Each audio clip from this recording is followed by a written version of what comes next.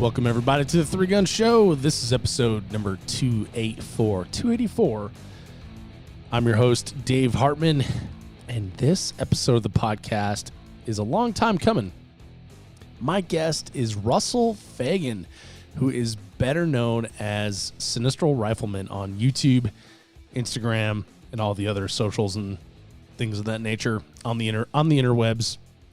Russel is the guy that made the video that first got me excited about shooting three gun way back in 2009. And I've linked to the video in the show notes at threegunshow.com/284. We've talked about this video numerous times over the years, including back in episode 8 with Jesse Tischauser. By the way, speaking of back in the day, the show's now 5 years old. I forgot to call it out in last week's episode, but last week's episode dropped April 1st, 2020. And the very first episode of the Three Gun Show was April 1st, 2015. So 5 freaking years, people. Holy cow. Anyway, back to back to what we're doing here. So Russel Phagan. So Russel Phagan is a content creator on the YouTubes. As I know him, he also works in the industry at a firearms manufacturer. He's been all over the industry for a long time in competition shooting, and he's seen and done a lot over the years. Russel is constantly shifting his style to stay with the times, and that's why I think it's super interesting to have him on the show now. So he's a big proponent of two-gun matches. I'm a very vocal proponent of not having two-gun in a three-gun match, but he might change my mind in this episode here. So maybe listen in and we have a great conversation. And this is why I like the long-form discussions way better than the crap posting that goes on in Three Gun Talk and a lot of the forums and things like that. It's just more nuanced, and you get to talk to people, and then you're actually speaking to them, so you respect them rather than just calling them an idiot and going about your day. So the other interesting thing is we recorded this a long time ago. I think from the context is 2019, and definitely no COVID in the future there. I was supposed to go to Superstition, which is Superstition Mystery Three Gun, which is Russell's home range, and wasn't able to make that, which is kind of a bummer. But I still want to get down to Phoenix and shoot one of these matches that Russell's talking about. They sound like a lot of fun. The Desert Brutality, as well as their weekend club matches, have like a huge draw, so that's kind of cool. So we have a long discussion in this podcast. We talk about many different things. We talk about appealing to larger demographics of shooters, which is, of course, the two-gun part of it, as well as like how the marketplace morphs, and then competition shooting kind of, it drives that, and then two, it also mirrors what the marketplace is doing. So I've been in the driving mindset, and Russell talks about it from the mirroring mindset, which I think is really good and a great perspective. So finally, we talk about the stupid tech companies, YouTube, Facebook, Instagram, all those things, and how they're trying to silence our message and what we can do about it. At the end, we also talk about how you can support your local match in these times of getting your message squelched. And I encourage all of you to do that as I'm going to be doing that myself. That and more in this episode of the Three Gun Show. But before we get into that, check out threegunshowproshop.com for all your three gun needs. We're loading in new products all the time from a lot of your favorite brands, including JP Rifles, Vortex Optics, etc. So think of us when making your off-season upgrades, and email me if there's anything that you want that you don't see, Dave at threegunshow.com, and we'll try to make that happen for you.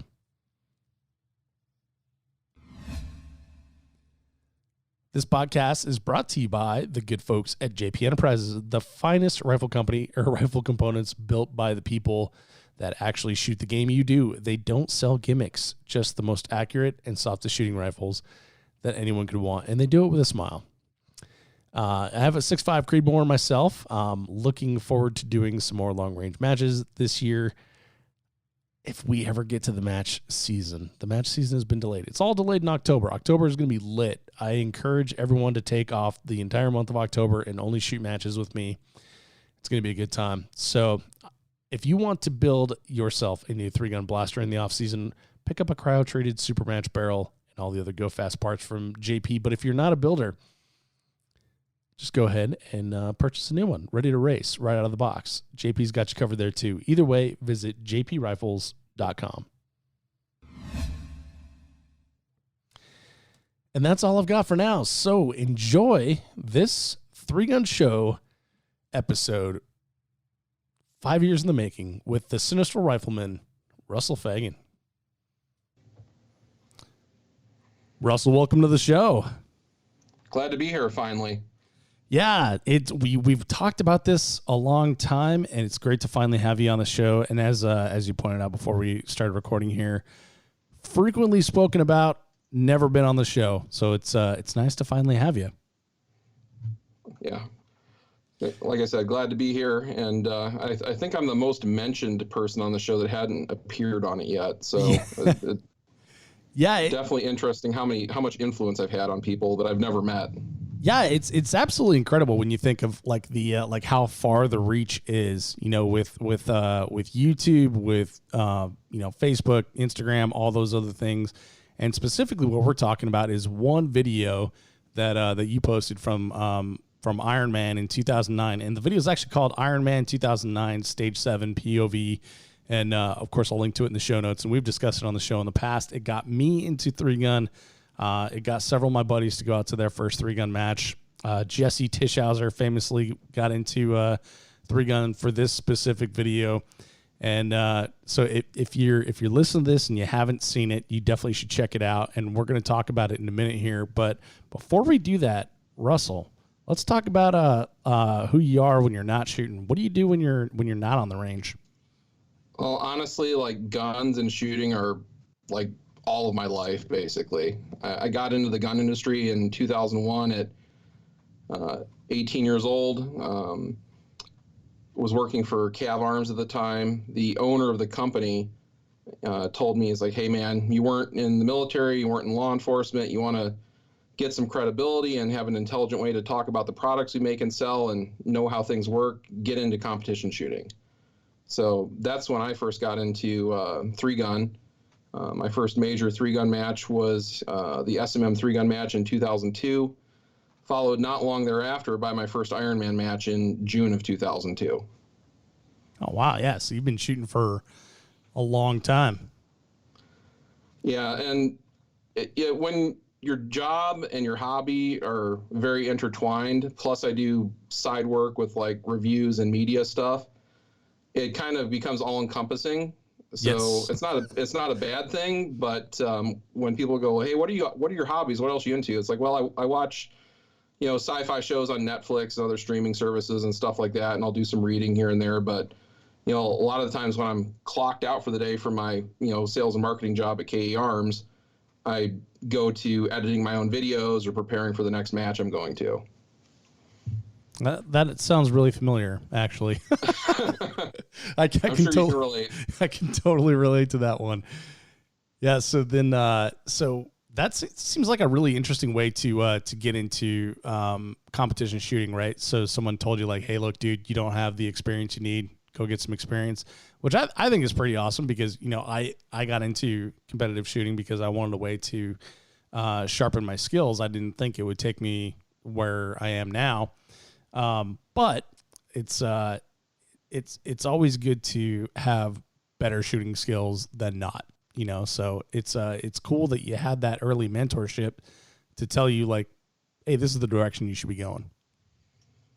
Right. And it really struck home with me because I started learning things about how guns worked and how the things we were making worked. And, it gave me a base of experience to talk about like, hey, well, I used it at this match and this was the problem I had with it, or this is the thing I found that worked from using it at a match. Because you're going to encounter circumstances in the match environment that if you're going out and running your own drills or even taking training classes that you wouldn't necessarily see in those environments versus the match environment. And there's also a much larger component of Murphy's Law happening at matches than will ever happen in your static training environment or practice on your own. So yeah, that's for sure. You know, when I first started shooting, there was kind of, you know, the people that I shot with were more on the tactical side, the shit hits the fan side, prepper side, if you will, and they always talked about like the competitive shooting is like that'll get you killed in the streets, right? And it's funny because like now I know that that's the biggest possible cliche anyone could ever say ever about competitive shooting. Have you run into that yourself, and has it changed over the years, or do you think that's pretty much a major point of contention for at least like the better part of the 2000s? And I don't think that perception started really changing until guys that had been in the global war on terror got out of the service and started talking about how they had gotten training from competitive shooters while they were active duty, and then incorporated some of those lessons learned from competitive shooters into their private sector training they were now offering. So, yeah. You know, being able to shoot fast and accurately is never a bad thing. I don't think anyone will ever say that it is. And there's an unnecessary divide between the tactical shooting community and the competition shooting community. And it's like, there's obviously things that like you prefer to do more than the other, right?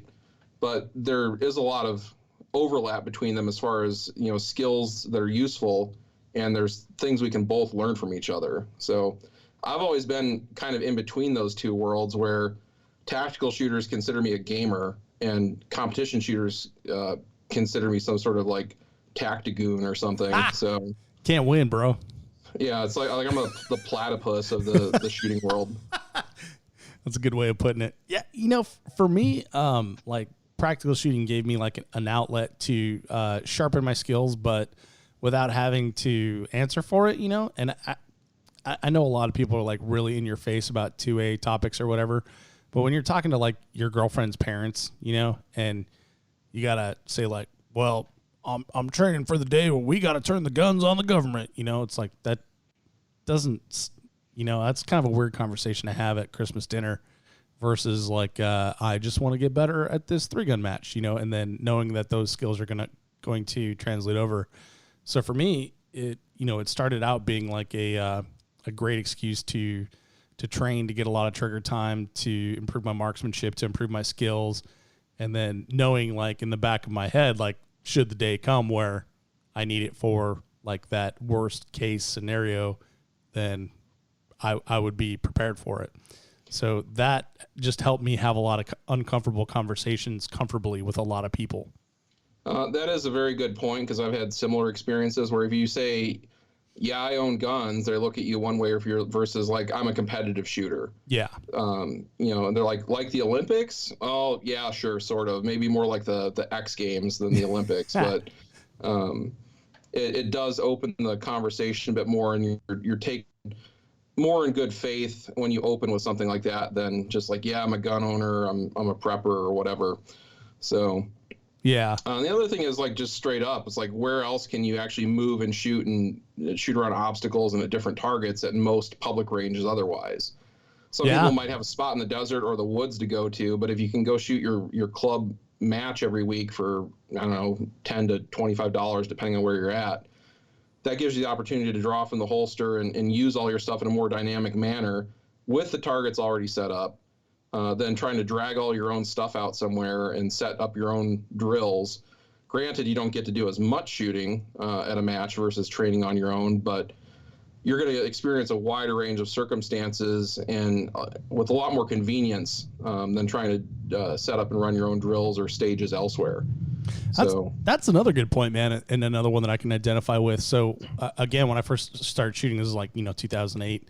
We would shoot at the range that I belonged to, which was at the place I worked at the time, Lockheed Martin. So you couldn't do ninja rolls and stuff there without looking crazy, and it was attached to my job at the time, so I didn't want to look crazy.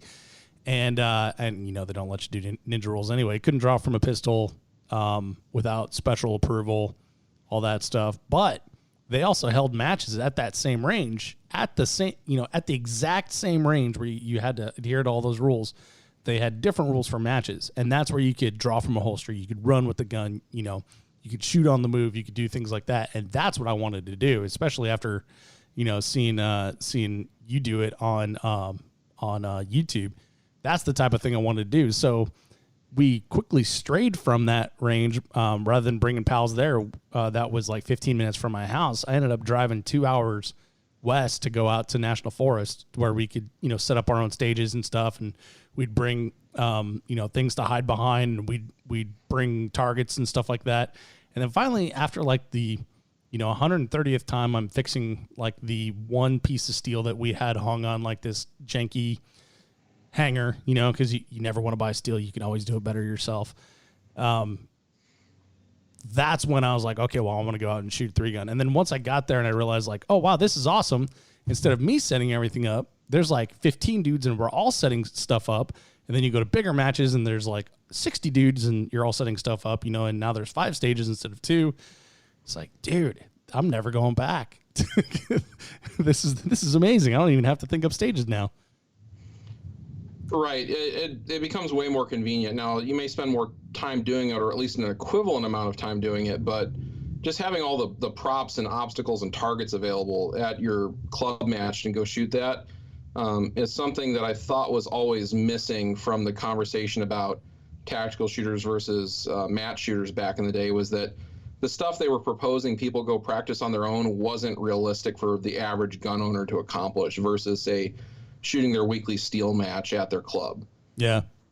Yeah. I mean, especially when you look at like the, I used to pull drills from, I think it was like pistol-forum.com or pistol-trainingforum.com, something like that. Yeah, it sounds familiar. Yeah. The guy that ran it did a lot of training, and he was a, expert, pistolero, I guess you'd call him.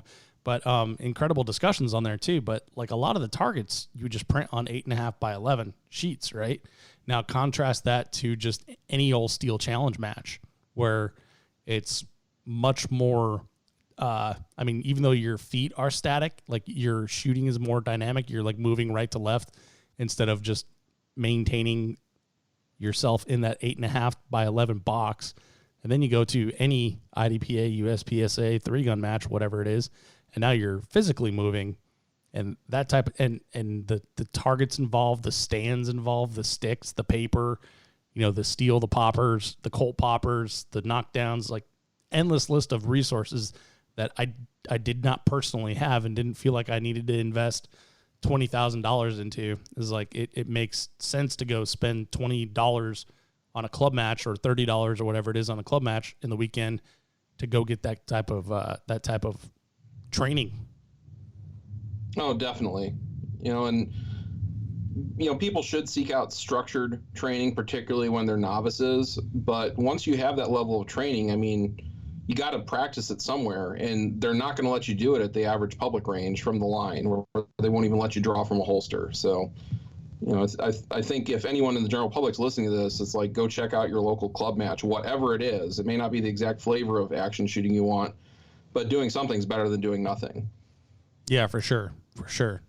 And then there's, it's like, there's always that saying, like, I want to say it was a Bruce Lee saying, like, tools for the toolbox kind of thing.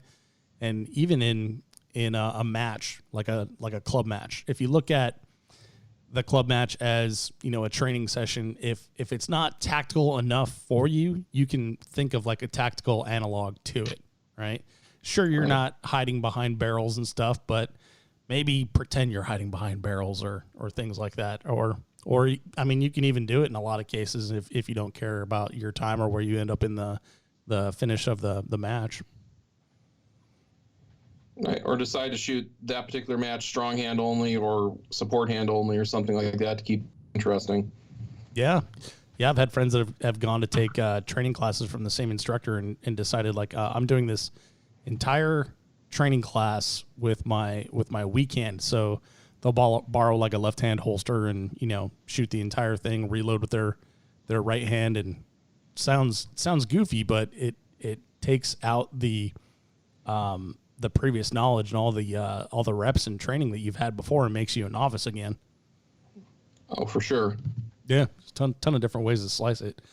Well, so the bringing it up to the 2009 Ironman. So you said you shot your first one like 2002, is that right? Yeah. So for better or worse, I went right from shooting kind of the mainstream 3-gun match at Rio Salado, the Superstition Mountain Mystery 3-gun match, to just a few months later shooting the Ironman 3-gun match. Mm-hmm. And I think it was maybe the second or third year they'd run it at the time, and there was like no information available about it. All we knew is that there was going to be a hell of a lot of rounds, and to just bring everything you could think of, because people are saying they're like burning their barrels out at it, and the Parma moon dust chokes up their guns, all that kind of stuff. Yeah. So that first match, the stages took up to 10 minutes to shoot. Yeah. And there were stages that like no one got through without parring out. And there were things that people realistically couldn't accomplish, even the top tier shooters. So me and my employer at the time, we both went and attended this, and we did our best to carry all of our ammo on us for every stage that we could. Pistol magazines being the one thing that like nobody seemed to have enough of to actually make it through a stage, because the pistol portion of one stage was 100+ rounds minimum. Jeez. Sometimes. So that match kind of like put the bug in my head of like, this is the kind of shooting I want to do, where it's like really hard and high round count. And it just seemed more interesting than the mainstream 3-gun match stuff we had at home in Mesa. So part of the reason I started doing videos around 2006 when YouTube came out was people kept asking me, what are these events like? What do I need to have to go? What should I plan on bringing with me? All that kind of stuff. What kind of stages are there? And the easiest way to answer that question was with video content. So, and combining that with the arguments on the message boards at the time about tactical shooters versus match shooters, and the assumptions people had about what matches were, that particular stage, out of anything else that I'd done to that point, emphasized that multi-gun matches could be whatever the stage designer had in mind. You could create a pretty tactical scenario in that you didn't know what the rest of the stage was, and you're not even using your own gun for a good portion of it. Mm-hmm. Yep. So when I posted that in 2009, I had no idea that would get as big as it did and spread out to encourage like a whole nother group of multi-gun shooters to get involved, and kind of spread like a virus from there. Yeah, for sure.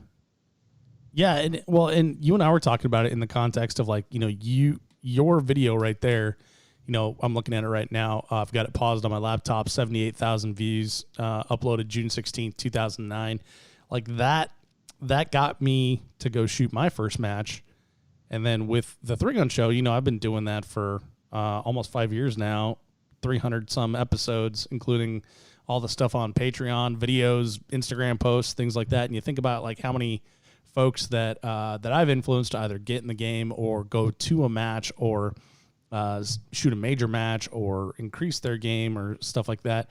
And it, like you said, it is like a virus that spreads. It's amazing how far like that type of thing can carry like just an idea of let's go have fun and let's shoot guns.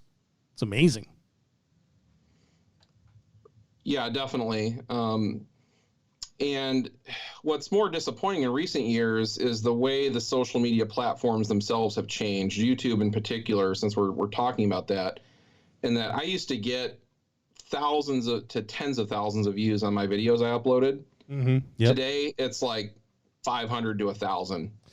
Yeah, because they're screwing around with the metrics of who can see what, and where that video from Iron Man used to maybe pop up in someone's related videos if they were watching like a Call of Duty gameplay or some other like action movie kind of thing, and then spark their interest. Now, unless people are specifically looking for it, they are unlikely to find it. Yeah, and that's something I worry about all the time, man. And to be honest, like I was looking through your channel before we got on the call here, and I noticed that myself. It's like your older videos have hundreds of thousands of views on some of them, and then it goes into multiple 10,000, and then it goes into a couple thousand, and then the ones that you posted lately, it's like they're not getting any love at all. And, you know, I've noticed that same type of reach with the Instagram algorithms and Facebook algorithms, you know, and like, if you look at like the discovery page of Instagram, recently it went from completely all guns for me, right? Because I run a gun account, to nothing but fitness chicks, booties, and cars. And it's like, what the hell happened? Like, it was overnight. And it's absolutely amazing. There's like zero gun content. I can't find anything. And so I'll go through like my my feed of all gun stuff. I'll like all the gun stuff, and then I'll go through the people that I'm following, which is like 1,900 people. And I'll be like, okay, well, I haven't seen anything from them in a while, and I'll look, and like they're still posting on a regular basis. So I'll like 10 of their photos. Then I'll go back to the discovery, still no gun stuff, you know. And then now that you mention it here, every time I open up YouTube, zero gun stuff on the front page, and it's actually frightening to think about, because it's like a Fahrenheit 451 type of scenario. We're actively being silenced, and, you know, man, it's amazing to think of like the type of reach that we possibly could have, and how many good things that we could do if they would stop effing with us. But how do you fix that as a content creator? I mean, I don't know if there's anything an individual can do, but big picture, like, you know, how could we fix this? Well, my friend Carl Casarda that runs In Range TV, and I appear on his channel regularly, and that's one of the things that's given me a bit of a boost in recent years, is appearing on that channel, and people coming over to mine as a result. He's been involved in the whole digital rights thing for the past several years, and, you know, they proactively demonetized their channel because of the restrictions it would place on it if they were monetized. And they went to a Patreon-only model very early, before I think anyone else really did. And the biggest problem, I think from his perspective, and he has a number of videos up talking about the digital rights aspect of things, is people aren't willing to leave YouTube.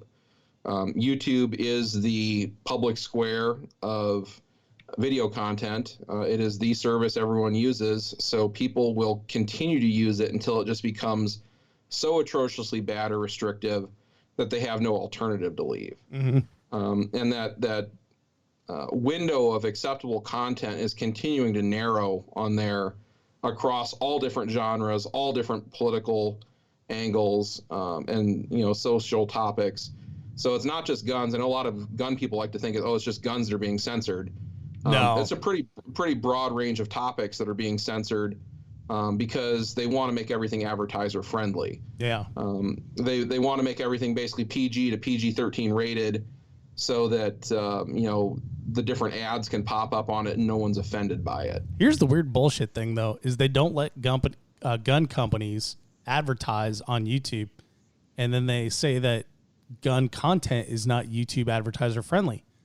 It's like, hey, let me show you something that might work, buddy. let the gun companies advertise, and then all of a sudden the gun content is advertiser friendly. You know, it's truly baffling. The problem in current year is then you just end up with political outrage mobs going after sponsors, or going after the corporation itself. So yeah, whether the corporation is apolitical or not, which I think YouTube definitely isn't, they definitely have a particular political leaning, and all the tech companies based in Silicon Valley that all the CEOs talk with each other and hang out with each other all have kind of similar things they implement at the same time. They don't care about this stuff, and I think long term, we're not going to like lose guns next year, but this is how we lose guns in 20 to 30 years. Right. When those kids that would have grown up watching videos on YouTube that followed after gameplay videos, now they don't see that stuff. Now they're still getting into it, and that's one space where In Range, I think, has been very successful, is appealing to the younger, post-millennial Gen Z demographic of future gun owners and current gun owners, where maybe a lot of other channels aren't, because it's more apolitical. It's not beating the drum of a particular party or cause. It's just, here's gun content, and as long as you're into gun content, you're welcome. Where I think a lot of people who are gun owners today, who are worried about various social or political issues, may feel ostracized from the wider firearms community because it is traditionally so right-leaning. Yeah. I think would be better served to be more open-minded about letting people into the gun community, so that guns aren't a right or left or Democrat versus Republican issue. It's a freedom issue that everyone agrees on. 100% agree. And it's the reason we generally don't talk about politics on the Three Gun Show. One is, like, I think talking about 2A topics on a gun podcast is like just preaching the choir. I don't think that really does anything. And then 2, it's like, I don't really feel like arguing my views with people, or letting, or, I really don't care what other people think or what they do, as long as it doesn't really affect me. If you have an activity that everyone finds fun and entertaining, and they see the value in owning these tools, then it starts transcending political boundaries. Yeah. And that's what YouTube and Instagram, Facebook are actively doing, is making it verboten and something underground and unspoken. And so, it's not safe to discuss it in public. Right. So it becomes the thing that you don't discuss, and then it's never discussed. And then, like you say, 30 years from now, you lose those rights. But so, again, you're absolutely right with, the gun people thinking like, guns are being actively suppressed on YouTube, but it's a lot of other topics, and you'd be surprised like how wide the net is. It is all over the political and social spectrum. For sure. It's because they definitely want to restrict it down to being so vanilla and milquetoast that there's nothing anyone can complain about. Which is hilarious, because that was like the lure of the internet, is like networks are so crap. They put out just like everybody loves Raymond bullshit all the time, right? And that's not what people want. They want things like Joe Rogan, and Bill Burr, stuff like that. And so that's what's great about the internet. But now the internet is going the exact same direction, which really sucks to see. But can it be changed? And I hate to say through legislation, because I like to consider myself like a libertarian leaning kind of guy. But when you talk about, people sticking with YouTube, there is nothing else. There is no alternative. You can name 5 of them right now, and I'll tell you that they're all non-starters, because there's like 2 billion active logged in users on YouTube right now, and all those other ones have like a pittance compared to that. Right. I think that until the situation on YouTube deteriorates to the point where people are just not wanting to be there anymore, it's going to be difficult for that to change. Like, again, my friends at InRange publish their videos on like a number of different services. They publish them on Facebook. They publish them on Gunstreamer, Full30, Recoil TV. The number of views that happen on any of those other platforms other than YouTube are like almost insignificant. Yep. And yeah, again, like, I don't know that regulation is the right answer, but YouTube has effectively become the public square of discourse in this area. And, it built its whole company on the idea that anyone could come here and post almost anything. And over time, they're restricting it. So I have seen a few instances over the past couple of years where mainstream content creators are not happy with what YouTube is doing. Yeah. But I think it's going to have to get a whole lot worse before it gets better. Yeah, I think you're right. Well, and we kind of seen it with Patreon too. You were talking about InRange using Patreon as their support model. Well, you're not safe, right? Like they started out very libertarian, same thing. Like you want You want to come and fund your porn operation here? That's cool. You want to have your guns on here? That's cool. You want to have your art on here? That's cool. And now they're starting to do exactly what YouTube and Google and Facebook and Instagram have done, as far as like these little incrementalizations of now they're making judgment calls on people's content, right? And so, Gun Collective has gotten kicked off. I'm working on like an alternative for Patreon as well, and everything that's in the tech area starts out as like Wild West libertarian, and then just slowly gets to back lockstep in the media agenda. I mean, so here's a recent example is, I forget who did it first, but one of the social media platforms decided that having coupon codes for firearms companies was considered a partial payment for firearms, and that they would not facilitate it. So Patreon threatened to boot any people running Patreon accounts who had coupon codes for firearms companies. Yep.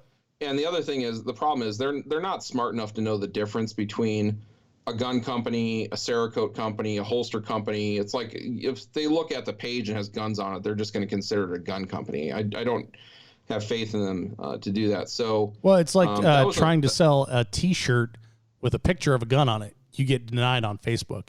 It's like, hey, this is a T-shirt. This is not. I'm not selling the gun. It's a T-shirt, and you can't have that argument with them. So yeah, you're absolutely right. They don't make a distinction.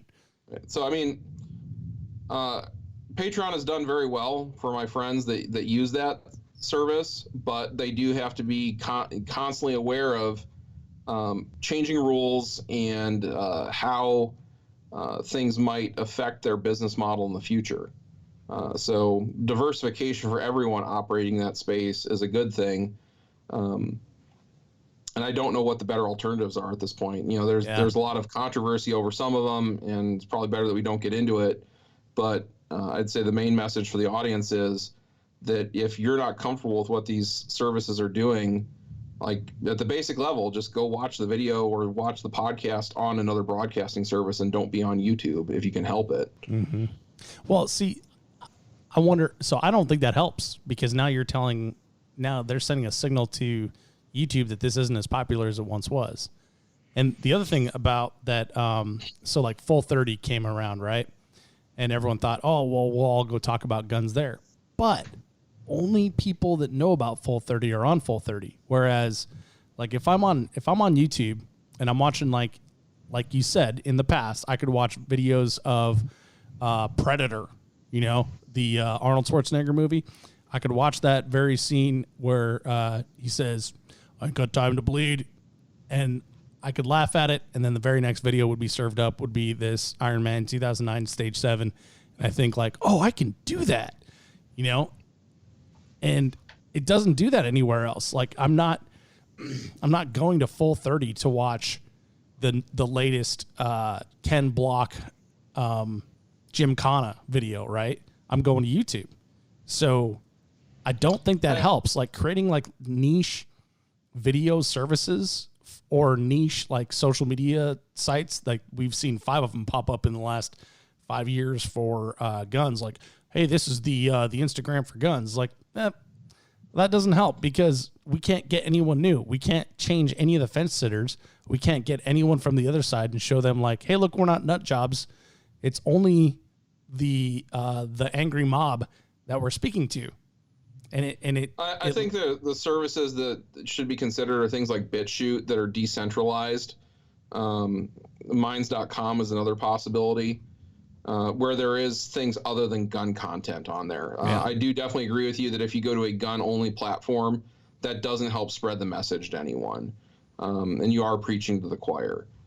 The people you want to get involved, I don't know if you're familiar with Alan Corwin. He's a longtime gun rights writer and activist that's local to me here in Phoenix. He told me like 2 decades ago at this point, you don't want to argue with true believers. They just waste your time. But the people you want to win over to your side are fence sitters, or people who have no opinion, that their minds can be more easily influenced and changed because they don't have a preconceived notion that you're trying to fight. Yep. So we'll never change the anti-gunners' minds on anything, but getting people in the middle to see guns as a worthwhile thing from a civil rights perspective and from a fun sporting perspective are both worthwhile things in my mind.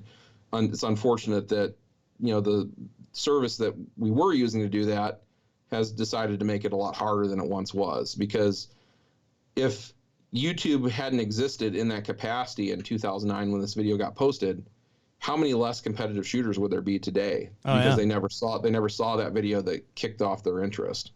Well, and to build upon that, like I think right now we're seeing a little bit of the backlash from the YouTube constraints, and specifically from NBC booting Three Gun Nation from television. Right when Three Gun Nation was on television, love them or hate them, they filled matches, and they filled club matches, they filled their own matches, and they filled everybody else's matches, and it made competitive shooting look really damn cool. And now that that's not around and YouTube is squeezing people, like, I mean, I know that you don't see it because you live in Phoenix, which has like an incredibly vibrant competitive shooting scene. But I've seen it in a number of different states, matches all over the country.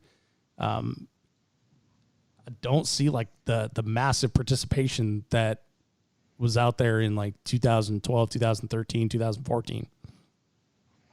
So, and that's one area where I think the matches themselves need to catch up with what modern shooters are interested in. Because in the Metro Phoenix area and other two-gun events that I'm involved with running, they fill up very quickly. I think the demographics of the people who want to shoot are changing, and the types of matches they want to shoot are changing. And perhaps the rest of the country is slow to catch up with that. Yeah, that definitely could be. It's probably, a lot of being stuck in the, I guess the old three gun format. I'm probably guilty of that myself. So, one of the things that, you just mentioned two gun, and I've heard it from several of the people that go to your matches that two gun is like catching like wildfire. So let's talk about that. What is it? What type of format are we talking about here? Is it the exact same thing as a three gun match, but with one less gun? Well, I think first off, we need to start with the demographics of the people going and the things that have changed over the past 20 years. Because I think I entered like pre-peak three gun, and I've seen kind of the rise and fall of it, and then things morphing more in the two gun direction. So there's a lot of cultural and social factors that have changed. And you can go back to the 1997 Hollywood shootout, the Columbine school shooting, as law enforcement moved away from using shotguns to using patrol carbines. Mm-hmm. Then you go into the global war on terror, and what's everyone in the global war on terror using? M4 carbines. With low power variable optics. Yeah, eventually. They didn't start off that way. Oh, of course. Yeah, we're always ready for the last war. So, and, that did drive technology in conjunction with three gun at the time. But all those veterans came home and they wanted to get an M4, and their friends and family wanted to get an M4. And I should also throw in there that when 9/11 happened, I was working in the industry at the time, and every AR-15 possible sold out everywhere because people were afraid. Then the ban sunsetted in 2004, and then there was a resurgence in people buying ARs, and technology continued to advance. So you had all these waves of returning veterans, the shift in law enforcement focus from shotguns to carbines, private tactical training centers shifted their focus to M4 type carbines accordingly, away from shotguns. Popular media, video games, where the gun used to be the shotgun, switched to some sort of military style high capacity rifle. That also starts influencing people's opinions, and those kids grow up playing games and they decide to buy an M4. So over time, what's happened is people were naturally less interested in shotguns. If you surveyed most gun purchasers, their primary or secondary purchasing consideration consistently in NSF surveys is self-defense is their primary or secondary purchasing consideration, their firearms. So we move into an era where basically everyone has some sort of M4 carbine with a red dot and some sort of polymer double stack 9mm. What they don't have anymore is a shotgun. And if they do, it's not anything close to what's being used in 3-gun. Mm-hmm. So an M4 carbine with a red dot and a Glock 17 can be relatively competitive in those parts of a traditional 3-gun match in limited division. Your 870 or 590 with a bead sight and no choke and not having any caddies, like, is not a good time to show up to a 3-gun match with. I did it. I used to do it too, but when I started, Benelli M1 Super 90s were the norm, and followed by 1187 police models. Mm-hmm. Oh, that's a good point. So I think the major thing that 3-gun did that hurt itself in this realm was getting away from barrel length restrictions, and the shotgun evolving into some sort of hybrid between a hunting shotgun and a tactical shotgun that wasn't really good at either job outside of the 3-gun match. Yeah, the capacity restriction, I totally agree. Like when I started, it was 8 rounds. 8 rounds in the start, or I guess 9 rounds, 8 plus 1, right? 9 rounds in the start, and then go. And then somewhere, like just one day, I showed up and like everyone had these long tubes. Like, what in the F happened? And it was just a different interpretation of the same rule set. And I think the lack of cohesion among the match directors and the lack of balls among the match directors to say to people like, no, you can't do that, really probably set it on a path that we can't ever come back from. The other thing that I think affected this was the use of load 2 and load 4 systems, because those are match specific equipment that aren't useful for anything else. Mm-hmm. You can show up to a 3-gun match for the rifle pistol portion with a typical concealed carry holster or a battle belt with a couple rifle mag and pistol mag pouches on it, and you're good to go. And for the people buying that stuff, it has multiple applications. But the shotgun shell caddy systems being used today have a single purpose of 3-gun, and that's all it's useful for. Yeah, that's a really good point. Which in turn makes it less interesting to the typical gun purchaser who is buying the stuff for self-defense or the shit hit the fan use or whatever zombie apocalypse fantasy they may have. So now it may or may not be realistic, but the reason people are buying this stuff is with those purchasing decisions in mind. So when they can't come to a competition event and just use the stuff they already own without being at a major disadvantage, it makes it less interesting to them. Yeah, that's a good point. That's the major thing I've heard from people as to why they don't want to get involved in 3-gun over the past 10 years is they have a rifle, they have a pistol, but the shotgun portion of it is either something they don't want to buy the equipment for, or they just don't find it interesting. Right.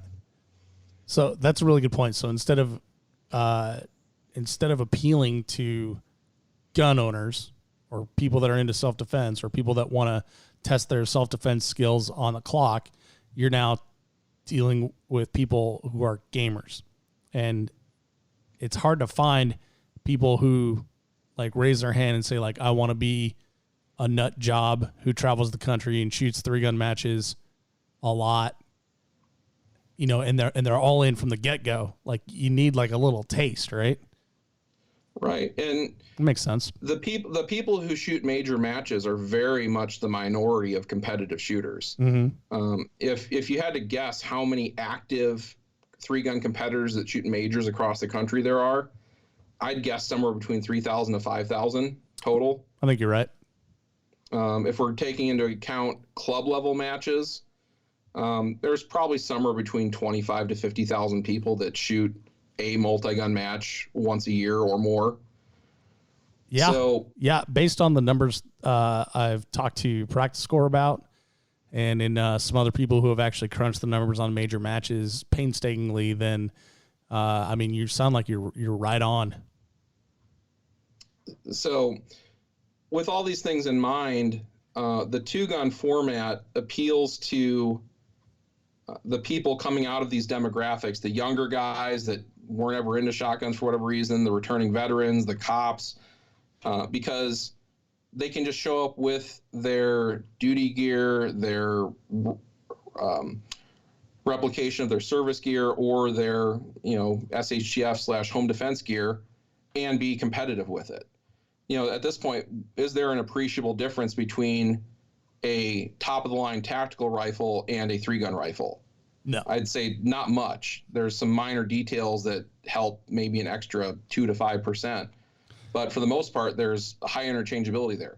Yeah, Same thing with the pistol. In fact, a couple of weeks ago, I was taking photos of a local club match, and they were testing out a 2-gun match, and they actually had 8 new shooters that were not 3-gunners. They were 2-gunners. And granted, like those guys, really needed a safety brief, something fierce. But when you're talking about gear, I mean, yeah, it was double stacked 9mm, right? They all had that little crotch strap that T-Rex Arms wears, which I thought was kind of funny. But and the rifles, aside from being shorter, which were entirely appropriate for the match, were what you would expect. They were red dots with Geissele triggers. They had grips and brakes and all that good stuff. Like, I don't think there's that much of a difference between them. Maybe they could turn their gas down. That would be the only thing I would change. Right, and that's something that really only matters at the upper threshold of skill, where you're going to really appreciate the difference between like a metered gas system and a low mass carrier. Right. Right. Until people get to that top 10% of performance, I don't think they're really going to see an appreciable difference between running a stock bolt carrier and buffer system and regular gas system versus having all that stuff tuned. Well, yeah, and like you said, that's the last 2 to 5%. Like, we're still talking about like, hey, stop pointing your gun at me when you move, kind of thing, Right. So what we're seeing with the 2-gun matches locally, and there are a couple different flavors of them, is that 18 to 40 demographic that's coming out and doing it, and they straight up will tell you they would not shoot 3-gun. Our local club matches at Rio Salado, the match directors there decided to incorporate a 2-gun option, so you can shoot any of the regular divisions, but as 2-gun, and the targets, become pistol or rifle targets depending on the distance. And 30 to 40% of the match is now 2-gun shooters, minimum. And a lot of those are people who used to be primary 3-gun shooters like me, but now just do 2-gun because it's a lot less hassle. It's one less thing to bring out. I can show up with a shoulder bag full of some loose rifle and pistol ammo and have enough to shoot the match. And anytime I add a shotgun to the equation, whether it's the caddies or the magazines and the carrying systems for all that stuff and 3 different types of ammo, it just becomes exponentially more of a hassle to do to shoot at a few close range steel on the ground. Yeah, it's like every time we go to a 1-gun match, I'm like, geez, I feel like I'm forgetting half my shit. It's right. So much nicer when you're not bringing three guns out. So then, as far as like the flavors of 2-gun matches, Carl in range has been running the 2-gun action challenge match in Tucson since 2009. It has existed down there since 2006, and that flavor of shooting is more, I'd say, martially applicable. It's things that could be drills but on the clock for score. You're not hosing down fields of paper. It's a lot of do something physical, whether that's crawl through or over an obstacle, engage 1 to 3 targets, move and do that again from a few other positions.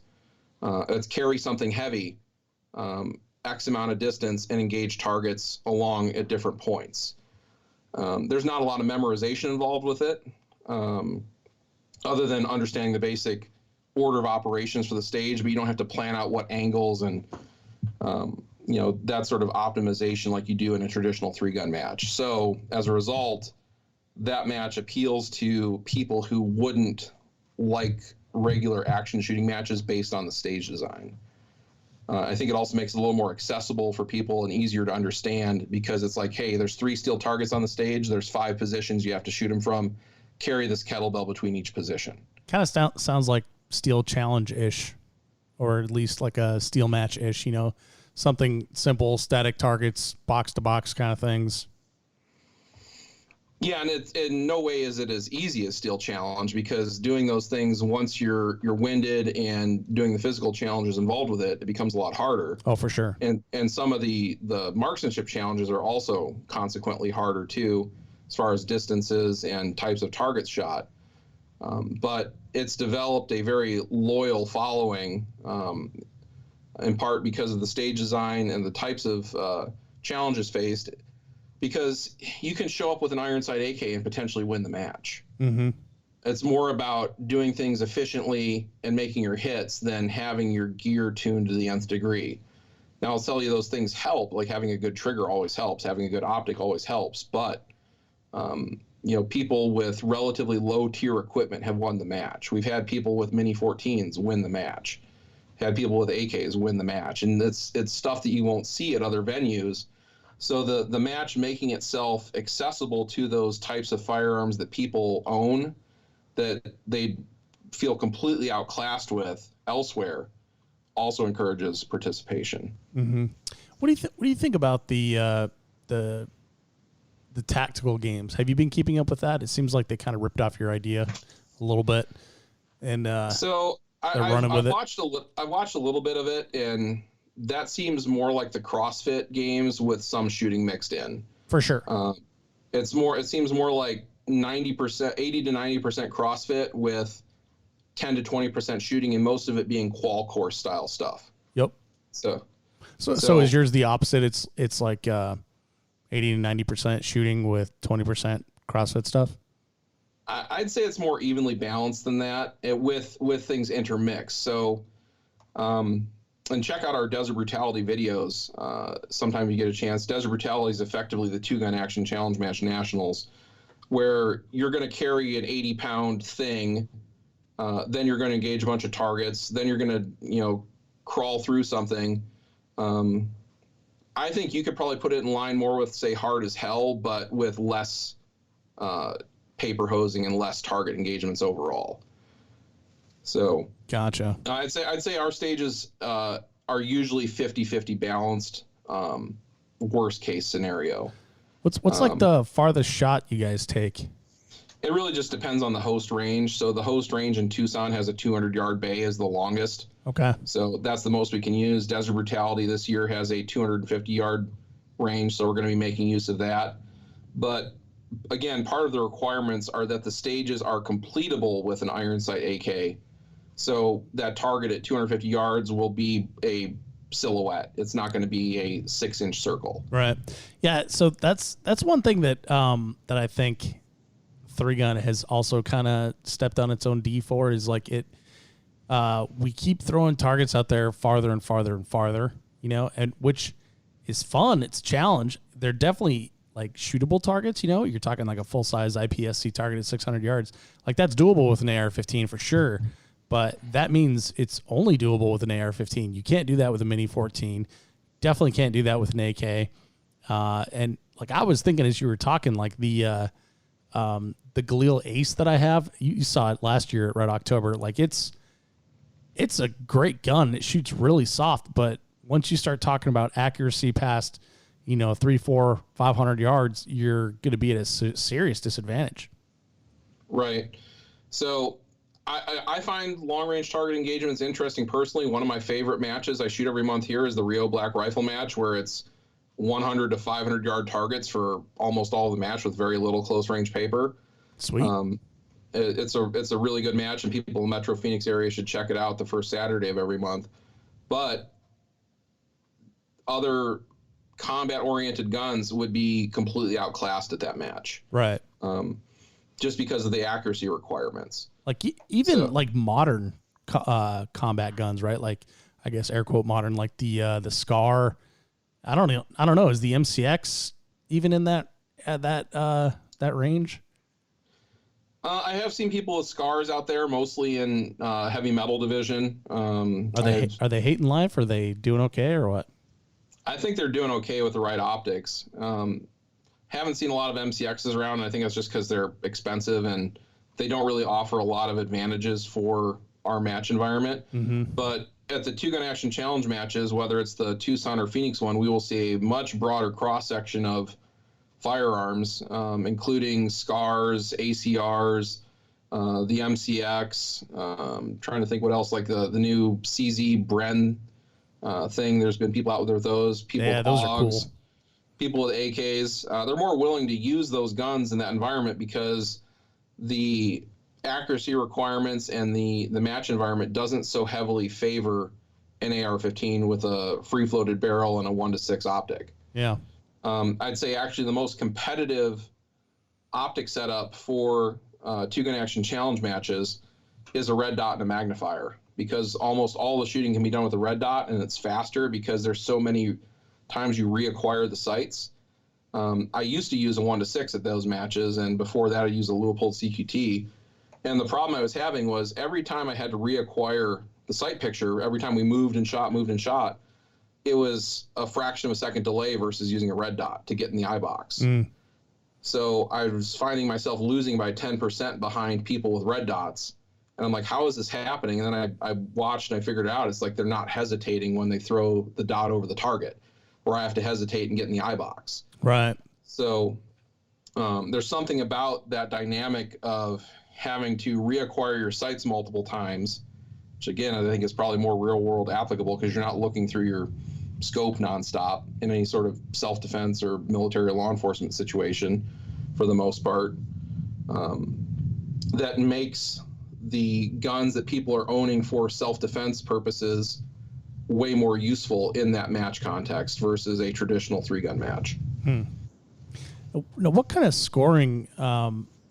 So first of all, that's interesting to know on the optic topic. What kind of scoring are you guys using in those matches? It's total time, or time plus penalties with you know, total time. It's not factored scoring where there's a percentage on each stage. It's just the so it's like normal 3-gun scoring, traditional 3-gun scoring, I guess. The few paper targets we have are IDPA scoring, so it's you know, adding a second or adding 3 seconds, or if you shoot a no shoot. I'm trying to remember off the top of my head. It's either 15 or 30 seconds per hit. Not hitting a target at all is like plus 35. Oh wow! So it pretty heavily penalizes screwing up and hitting no shoots or not hitting a target at all. Crazy. Just misses on steel or plus 10. The paper metric, when we do have paper, seems to screw with people the most because they want to just blaze a paper. But if you blaze a paper and get a bunch of plus 1s and plus 3s, like your fast stage time just became a very mediocre stage time. Yeah. Have you ever shot a USSL, United Shooting Sports Leagues, URL, United Rifle League match? I have not. I've heard of them. I haven't had the opportunity to shoot any of them. So it's kind of like what you're talking about. It's, you know, scoring and then it's down points and stuff. And I shot one of those up here at ETTS in Fort Worth, or I guess Waxahachie. And the first stage, I shot at like a 3-gun stage, and there's all these C's and D's. And I'm like, whoa, what do you guys, what's that -1/2, -1, -1.5? And yeah, that was a quick way to rack up penalties. I'm like, oh, you got to aim at the center of these things. And really, the difference in your shooting speed is maybe 5%. You're just going to slow down about 5% to make sure you get 0s or A's, versus just slinging 2 at the target and moving on. But it doesn't look as cool on the gram, Russell. Well, I mean, then you just do what other people do and you speed up your video, right? Right. Yeah. Okay, that's a good point. I got to remember, we always have that little trick in the bag. If it's a paper stage, like, don't show the hits, don't show the score, just slap that trigger as fast as you can. Yeah. It's cool. Yeah, exactly. Yeah, where was I the other? Oh, yeah. I was shooting steel, and we were double tapping steel, which I never ever do. But we had like C zones out there, and so they're like, "Well, treat those like paper and double tap them." And it was like ding, ding, ding, ding, ding, ding, ding. You get done, and someone was like, "That sounded like a Taryn Butler video." Like, yeah, really close steel that you double tap sounds really fast. Right. But But to bring it back around, I don't want your audience thinking, oh, this guy's really down on 3-gun. I still shoot 3-gun, shoot a couple major 3-gun matches every year, and they're still fun. Mm-hmm. I just don't feel the need myself to practice a lot with shotgun in between them. I feel like I can pick up, particularly if I'm using a magazine-fed shotgun, it's basically a big rifle, and I don't feel like I lose much taking a few, 3 to 6 months off between majors. And like shooting it the week before going out and then shooting a major with it. So yeah, I was just thinking like I need to shoot a 2-gun match because I do complain a lot about having 2-gun or PCC division in 3-gun matches because it changes the targets. Like, you can no longer have clays out there. You can no longer do some of the big open terrain type stuff that we can do when we have shotgun targets because there's different run out for the projectile, right? But right. I've shot PCC in a 3-gun match. I disliked it, and I guess I need to shoot 2-gun division so I have like a basis of knowledge to go from before I poo-poo it. So I'll probably have to.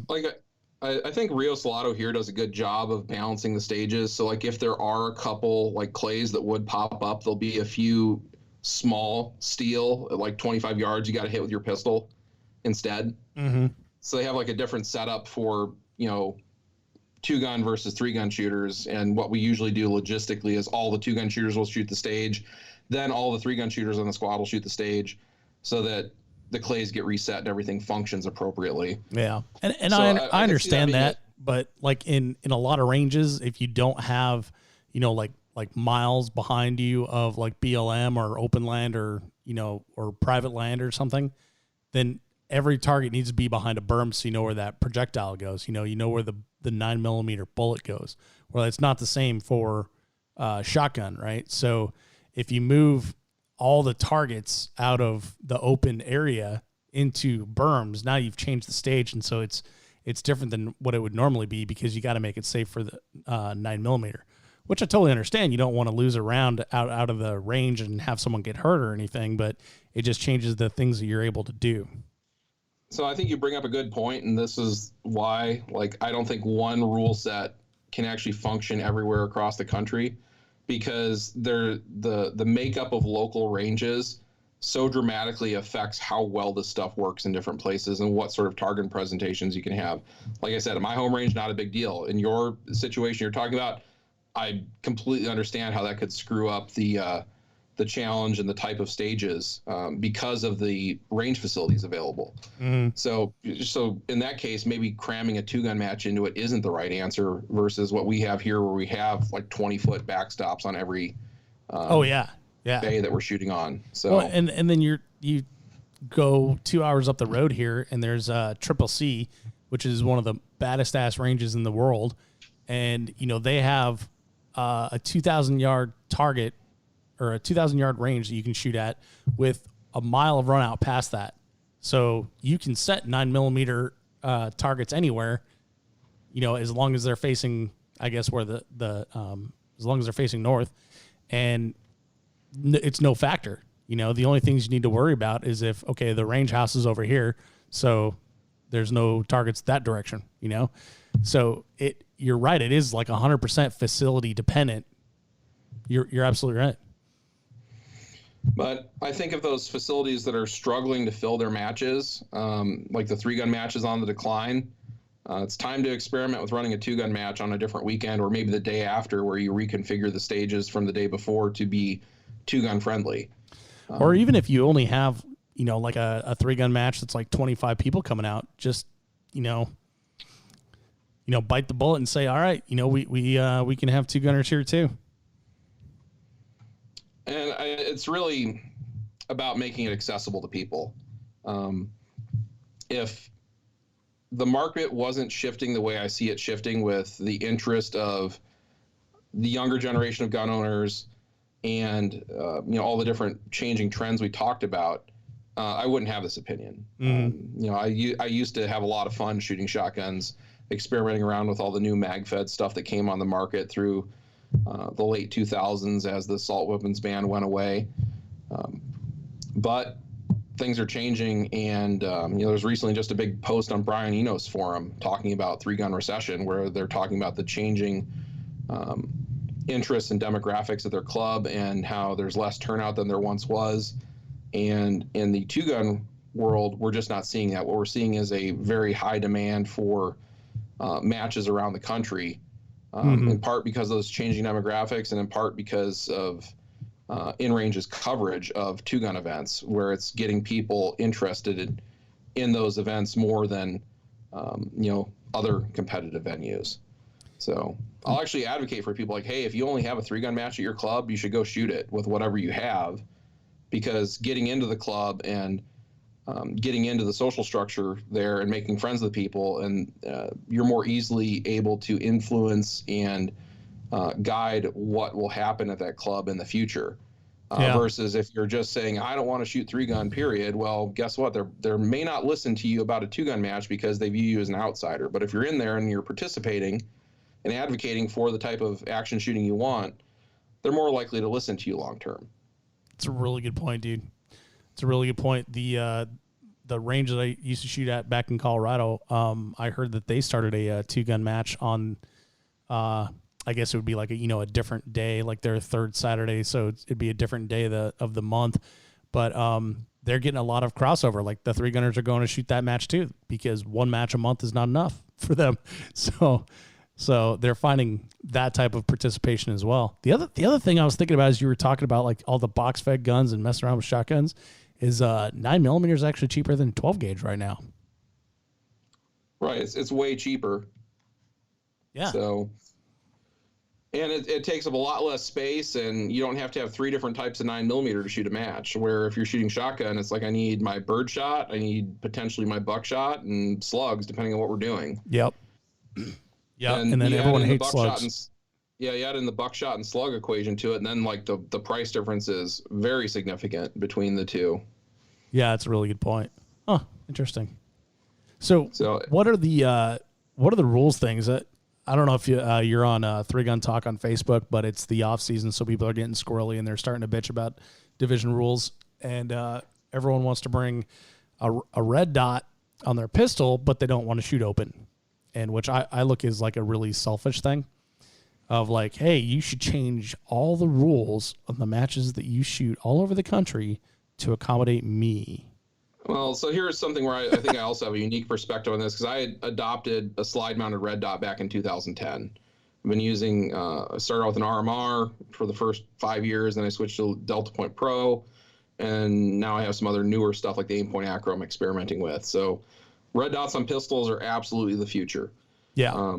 What Superstition Mountain Mystery 3-Gun has done is they created a division called Stealth, where as long as the pistol fits in the box with its accessories and magazines, and the slide must be parallel to the top of the box, so it's not like IPSC modified division was, you can use it. So you have a choice between using an iron sight pistol with higher capacity, or you can use a dot pistol with lower capacity.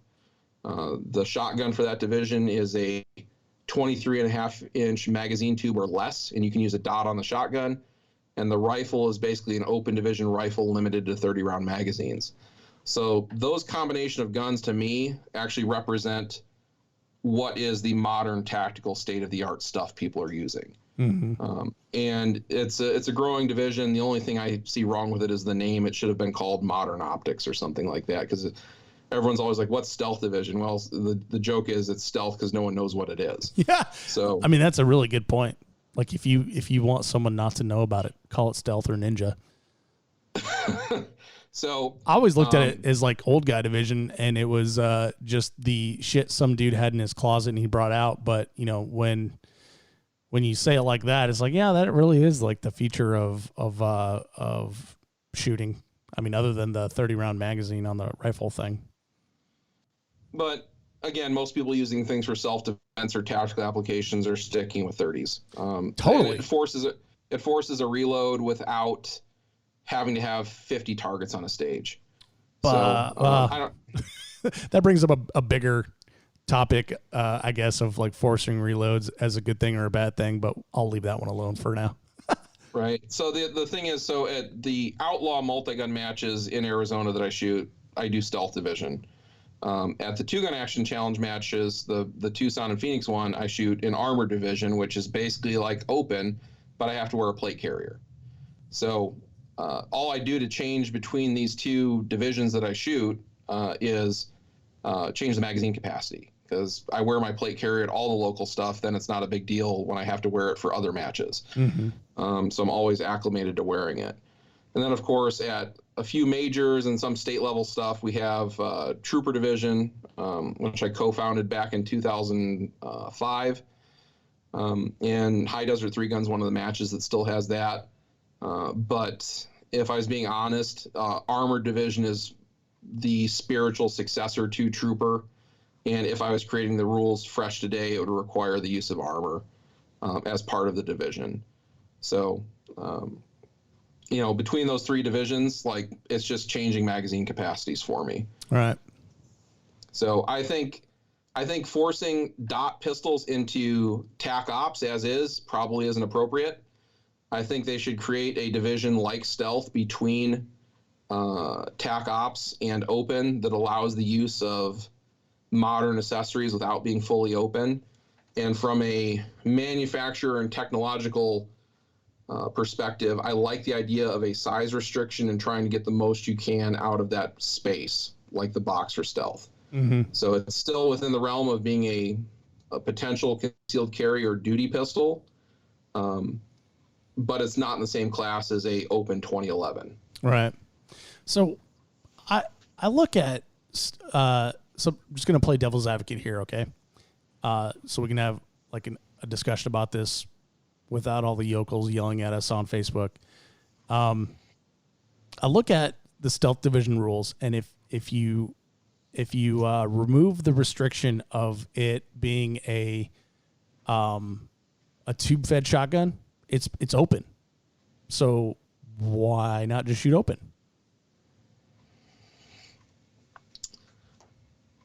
Well, I think grouping people together by similar equipment is always the goal of equipment divisions. And while it's very close to open, we've jokingly called it open light as well at the club matches here. I don't think it's fully open in the way that open is open, and it attracts a different group of shooters. The people that are shooting Stealth are more often the guys that have built a quote Roland special Glock and have their tactical carbine with a 1-6 on it, as well as it's funny you said this, as well as some of the older guys at the club whose eyes don't work as well anymore and they don't like shooting TAC Ops because they can't see the front sight on their pistol as easily. So they've switched to shooting a dot pistol. So my thing is, as long as the division is reasonably populated, I don't see a problem with having multiple divisions. The problem I see with having multiple divisions is when you have consistently low participation in it. And if I was going to get rid of any division at our local matches, it would be heavy metal, because it's like always like 3 to 5 people. Yeah, I don't recall seeing heavy metal at any of the local matches I've ever been to. So for that reason. Yeah, see, so, I don't know. So I go to when you go to like major matches, I like to go to where, the division where the heat is, and it seems like more and more like the division or the heat is going away from TAC Ops and it's all going to open with like, I think there was like, I want to say like 65 or 70 open shooters at Fort Benning this year, which is absolutely incredible to think about, because in years past it's been like 10. So, I don't know. It'd be interesting to see what percentage of those shooters are using slide-mounted red dots on a non-compensated pistol. Well, it's funny that you mentioned that, because there's actually like a faction, as people like to do, they like to plant a flag, right? So there's factions growing of the traditional USPSA open pistol, with the dot mounted to the frame, and then the slide-mounted dots, but everyone in 3 gun always goes to the 2011 platform because it's just much better. Yeah, and honestly, like, having talked with people in 3 gun that are better than me, I don't know how much the pistol part of 3 gun really matters. It really depends on the match how much it actually matters, because sometimes the targets for pistol aren't challenging enough where there's any difference versus just slapping the trigger at it as fast as you can. Dude, I don't know where you're shooting, but where I'm shooting, like, pistol becomes the decider of a match a lot of times. Well, ironically, at the 2-gun action challenge matches, pistol usually is the decider. Yeah. Where at the 3-gun matches locally, I don't think pistol usually makes that much of a difference. Huh. Weird. That's weird. Yeah, because the pistol targets that I'm used to seeing are small and far away. I don't feel like in that case, it definitely matters the inherent accuracy of the pistol and what sighting system you have on it. Going back to you saying there was so many people migrating to open, I'd say another factor there is the ready availability of magazine-fed shotguns that more or less work out of the box. Yep. Where for a long time, like getting a mag-fed shotgun that worked out of the box was the problem. I went through 8 Saigas to get 3 that worked, and the one I had the longest beat itself apart in 9,000 rounds. So I always assumed people didn't want to shoot open because they couldn't find an open shotgun that worked, and that was where the I don't know what you call it, where the friction was. Is that they just couldn't find an open shotgun that worked, and they didn't want to use a tube-fed shotgun.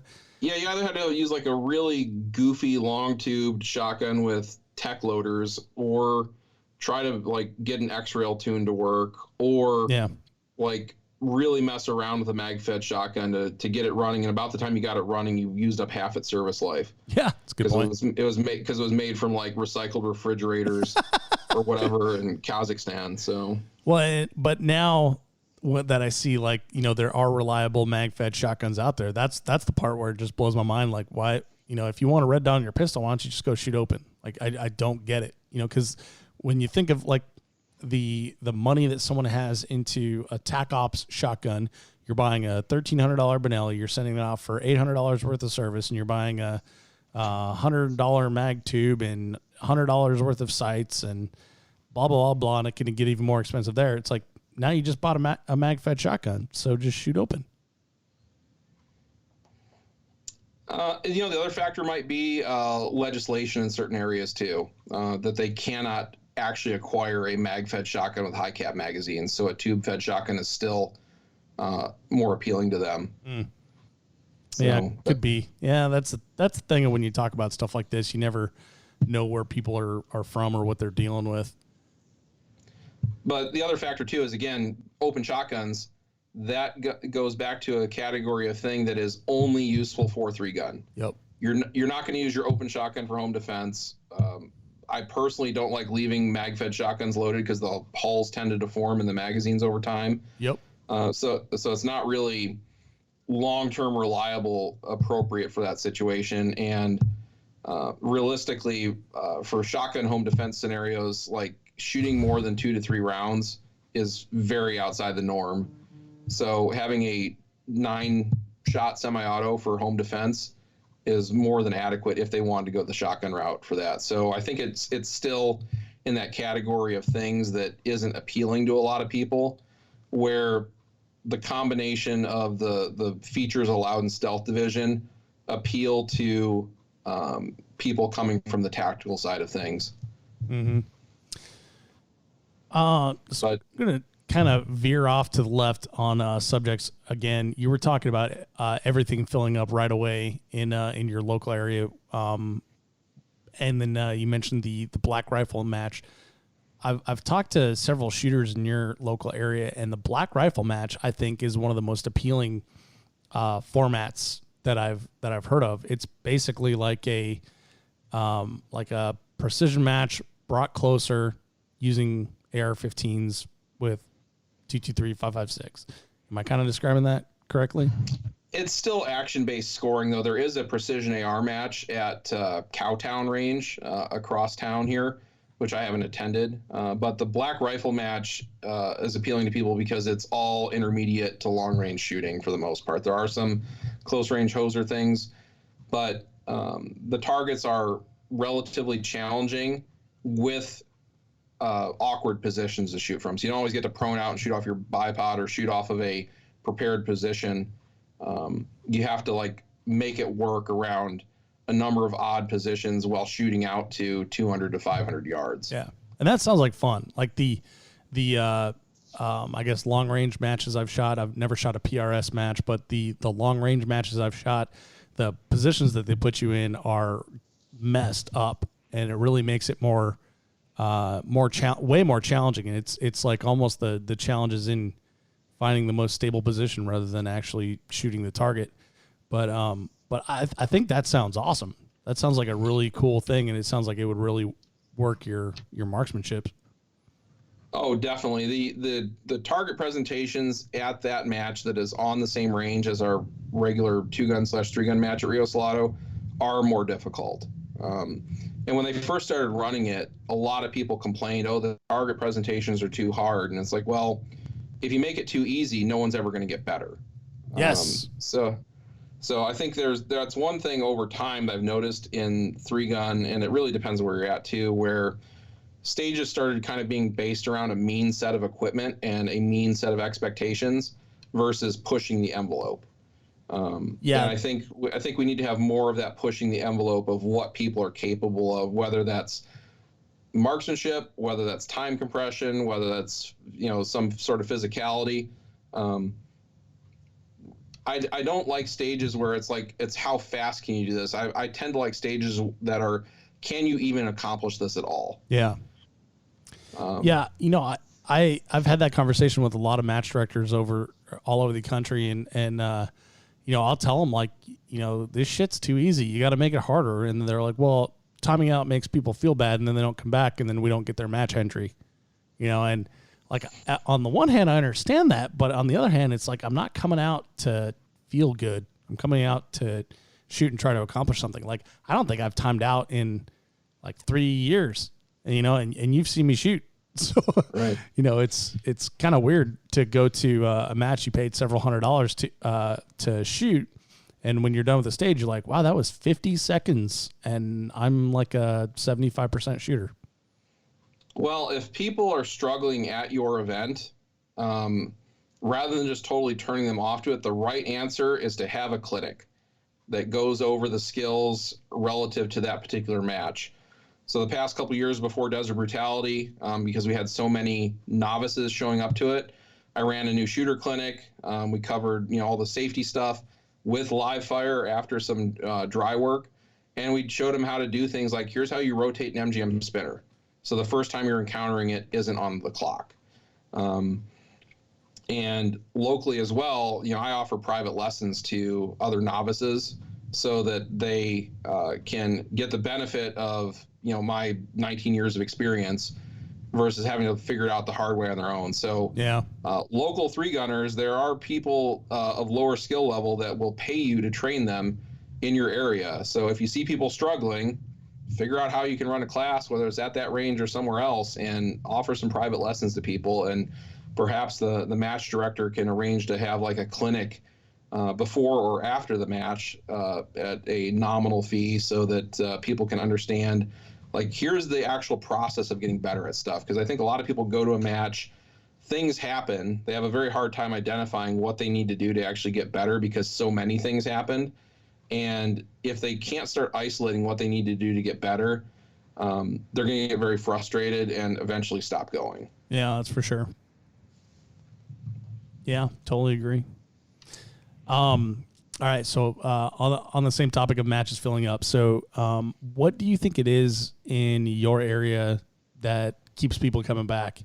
In talking to a lot of club match directors, I hear the same thing I hear everywhere, is that attendance is down, but when I talk to guys that are shooting in Phoenix, they have trouble getting into a match. So why is it that in this firearms sales slump, this no one's on TV, no one's scared, I guess no one's scared that they're going to get their guns taken away.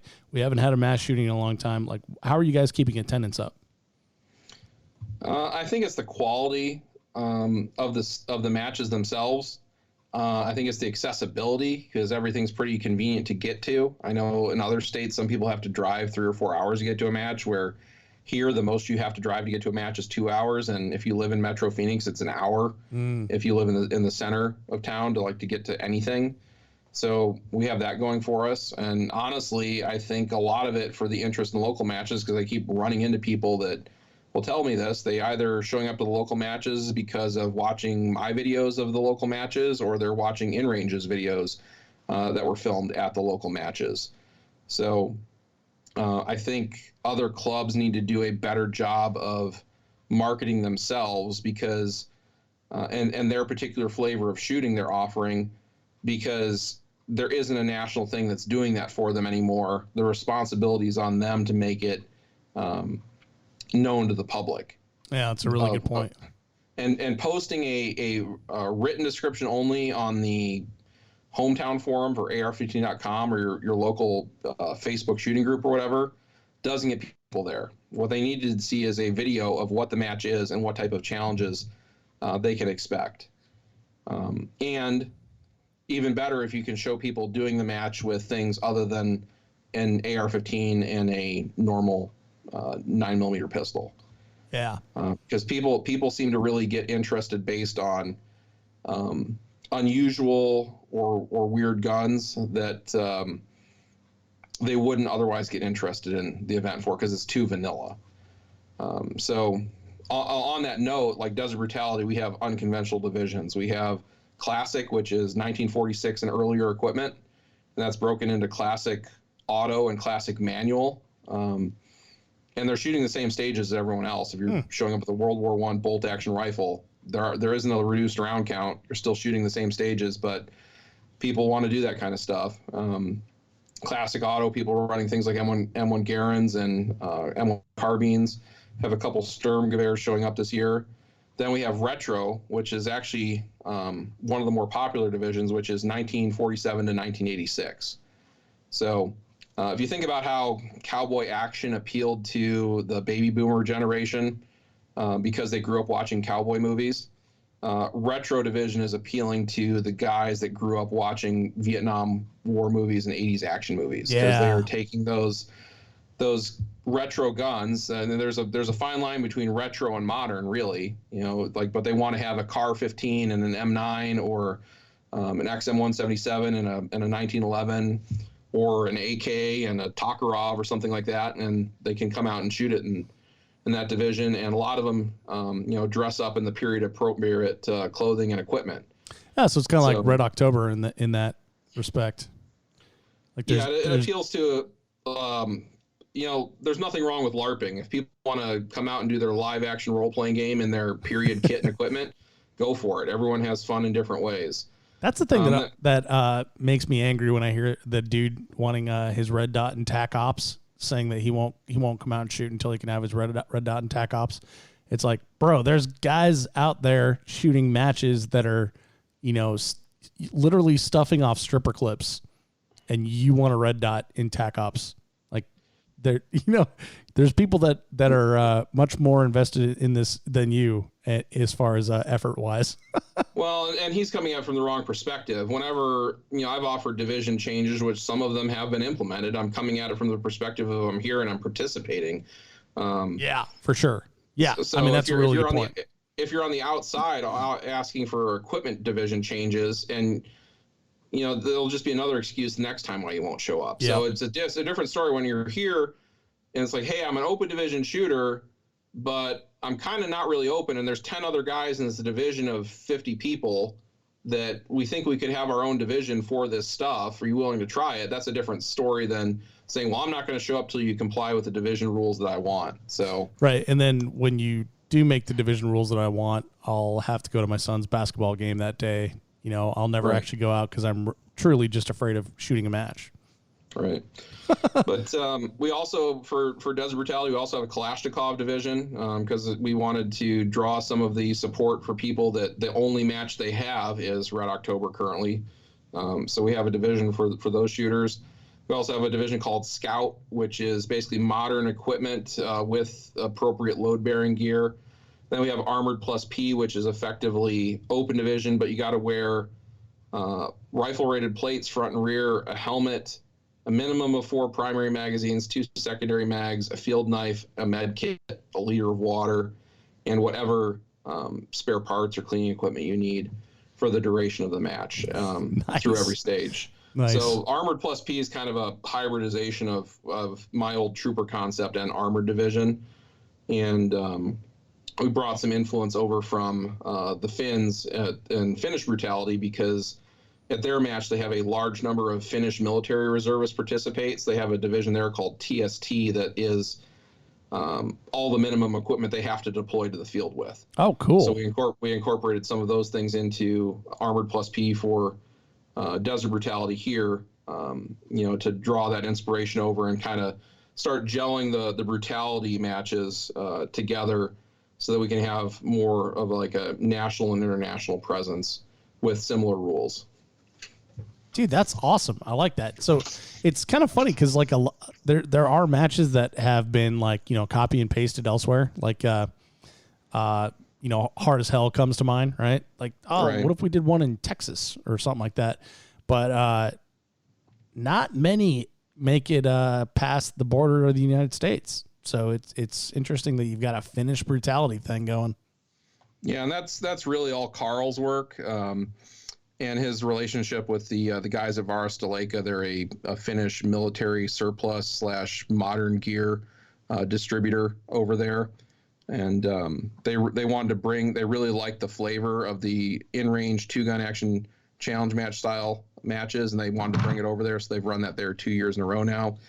And we're looking at other venues in the United States to do stuff because it's clear there's a demand for this. Like we opened up registration to patrons first as part of the perks through InRange, and the patrons filled up the Scout and Armored Plus P match like almost immediately. Wow. And when the when the classic retro Kalashnikov match went live, there was like only about 10 slots left. So what that's telling me is we could probably run one of these quarterly in different places around the country, and there would be a sufficient audience to hold that with 200 to 300 shooters. Realistically, at this event, if we had the space for it on the range and could run it for an extended period of time, we probably could have gotten 400 people. But we had to shut it down at 200 based on the amount of bays and the math with cycling people through. And, a lot of people that just show up and shoot matches, they don't understand all the logistics involved with like actually making it happen and making sure everyone can get cycled through in a reasonable amount of time. So yeah. When you talk about like squad matrices and like what it took to get the porta potties there and, this trench didn't dig itself, that kind of stuff. Right. There's a lot that goes into putting on a match for sure. Well, awesome, man. That sounds like a lot of fun. So hopefully you can make it out to one of them in the future. We will have another one later in 2020 that will be announced. But after the Desert Brutality match is over at the beginning of February. So nice. Yeah. I'm not going to be able to make it in February, but yeah, I'd love to come out and shoot with you in Phoenix at some point. Man, it's been great to talk to you here, and I feel like I've been complaining a lot this episode, but a lot of the stuff that we've talked about here, I've had like on a list to talk to you about for a long time. So it's kind of been like pent up. Like, oh man, I can't wait to talk to Russell about this and this, and I've been making a list all day. So I'm glad we finally got to do this, man. Yeah, it was definitely a good conversation, and I really hope that the people that are listening to this that shoot matches and run matches can understand like where I'm coming from. Like my goal is like I just want to have venues for people to shoot, and I want people to get out and do constructive things with their guns. And if the match formats need to be tweaked over time to keep that interesting to the groups of people that are showing up, we should do that rather than waiting for it to just rot and die. Yeah, that's a really good point. And I'm not good at arguing on the internet because I just get angry and I'm like F this and I run. But having conversations is like I think the best way to discuss things. And you've given me a lot to think about, and you might have changed my mind on a couple topics. We'll see how that works, but you definitely opened my mind to 2-gun and eliminating that level of or I guess that barrier entry for people to get to the match. Like I had not considered that the change in issued equipment and tactics and I guess like video games going away from the shotgun being the end all had that much influence. So that is not something I considered, and you completely opened my eyes on that one. So, and it wouldn't have happened without a conversation. So I'm glad that we had the chance to discuss it. Oh, for sure. All these things, they change slowly over time and then reach a critical mass. And what I don't ever want to be is the guy saying, well, back in my day, it was this way. It's like, well, things change. We have to adapt to them. And if I want to be shooting matches 20 years from now, I have to adapt to it, and the market and the people running matches has to adapt to it. Otherwise, we'll see suddenly, hey, there's no more matches left to shoot. And that all starts today rather than 20 years down the road. Yeah, man, you're 100% right. Like, for years I said I never wanted to be like those a-hole trap shooters that did everything they could to get our practical shooting matches shut down at my old range. And a couple days ago, I realized when I was commenting on a Facebook thread in 3 Gun Talk that I was being that guy. So yeah, I'm glad that I'm grateful for the timing of this conversation and that being fresh in my head. So I'm glad we got to discuss that. And dude, hey, thanks for putting up that video, 10 years ago that got me into 3 Gun, dude. That's incredible. Thank you. You had a huge impact on like not only I guess my hobby, but my livelihood and the direction of my life. So thanks, dude. I really appreciate that. You're welcome. And like I said, it was totally unintentional, other than I wanted to, show people what those matches were like at the time and get people to have a better understanding of what we were doing. So I'm glad it worked out. I'm glad that I helped get so many other people involved. Maybe not Jesse Tischauser. Don't know whether I want to take credit for that. Come on. He's actually better than everyone thinks. I had to talk a little bit of shit. So. Of course. Well, especially because he's not going to listen, so it's fine. But right. Well, so that as you were talking there, it made me think like you and I right now, we should encourage everyone else to put up their videos. Like, put up your videos on Facebook, put up your videos on Instagram. Even if you're not that great of a shooter, because you're better than someone, and someone's going to look at that and think like, oh, that's awesome, I want to do that. And if you see one of those videos and you think like, oh, I need to go critique this guy or give him a hard time, just don't do it. Just hit the like button, move right along, and let's get those videos out there. Like it's being squelched, so let's get as many out there as we can. So post those match videos on Instagram, post them on YouTube, post them on Facebook, and tell all your friends, because something we're doing out here is a lot of fun. And everyone should come and do it. It's okay. The culture war never ends, and all of us are going to be fighting it daily. So do your part, post your videos, tag the clubs, tag the events, make sure that people know where to go do this stuff. That's right. Russell, one more time, give me, you said that every single weekend you can do a multi-gun action shooting match in Phoenix. Give me the rundown one more time for people in your area that want to come out and shoot. So just the stuff on the weekends. The first Saturday is Rio Black Rifle at Rio Salado. Second Saturday is Rio Salado 2-gun/3 gun. Third Saturday, you can do 2-gun in Tucson, or you can do 3-gun/2 gun at Cowtown on the same day. Fourth Saturday is 2-gun at Phoenix Rod and Gun Club. And the fourth Sunday is 2-gun/3 gun at Ben Avery. So there's a large number of matches to shoot. Maybe you're not going to go shoot all of them like I do, but you can probably hit at least one of those. So absolutely. All right, man. Well, Russell, this has been again, a wonderful time talking to you and getting to know you. You got to come back on. I feel like we just barely scratched the surface here. So I'd love to have you on anytime that you want to come back on the show. And if you got the opportunity right now, give the audience one thought or one piece of advice to take with them as they go here. So I know you have a lot of long-term competitors listening to the show, and one thing I've seen over the years being involved in competition is the people rotate in and out every 3 to 5 years. Like, people get in it, they get heavily involved, they get burned out, they leave. If you want to stick with it over time, change your focus as to what you're doing with the sport. Rotate between trying to win, rotate between training and mentoring new people, making media content, or helping run events, because then you're not going to get burned out on any one aspect of it. And I rotate through doing all those things. and that's what keeps it interesting to me, and I avoid burnout that way. That's a wonderful final thought, man. Yeah, that's great. Thank you for that. And once again, thanks for being on the show. Everybody, check Russel out. He's Sinistral Rifleman on all the medias, and you can find him there. So just look him up. Russel, thanks for being on the show, man. Awesome. Glad to be here. Thanks for having me. Thank you for listening to the Three Gun Show. If you like this type of content, you can support us on a monthly basis for as little as $5 a month by subscribing on Patreon at threegunshow.com/Patreon.